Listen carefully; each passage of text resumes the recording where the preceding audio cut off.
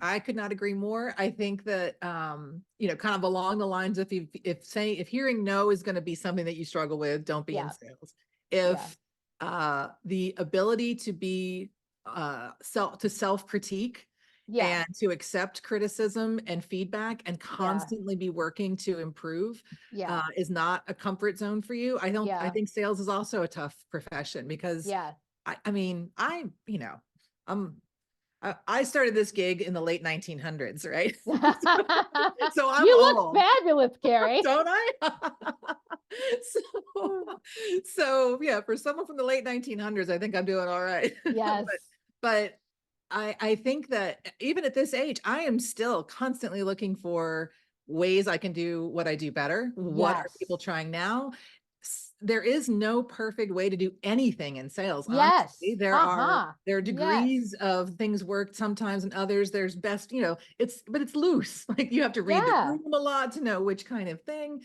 And I think the people that are not good at saying, oh, that didn't go the way I wanted it to. Yeah. What could I have done differently?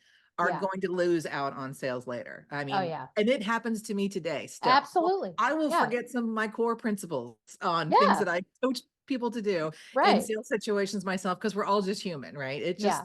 And you've got to be able to go, oh, darn it, I forgot to do the thing. I knew that, I knew better than that. And then double down and make sure you do it the next time, Yeah. so.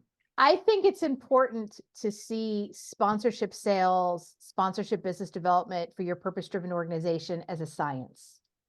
It's that you're going to experiment. You have a hypothesis of who you Mhm. think might be a good prospect. You have a hypothesis of how outreach might work, but you need to put the work into experiment to see if it works.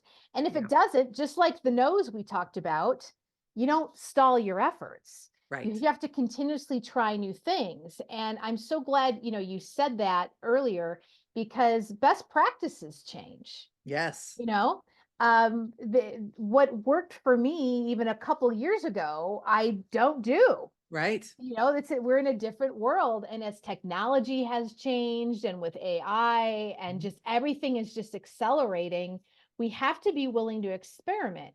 And I think sometimes when you start experiment you get a little nervous, Mhm. but the thing is, if you realize that you don't have to have all the answers and then just Right. kind of track your progress, I think that takes the pressure off and gets you more confident to try new things. Yeah, no, I completely agree. I mean, you got Yeah. it.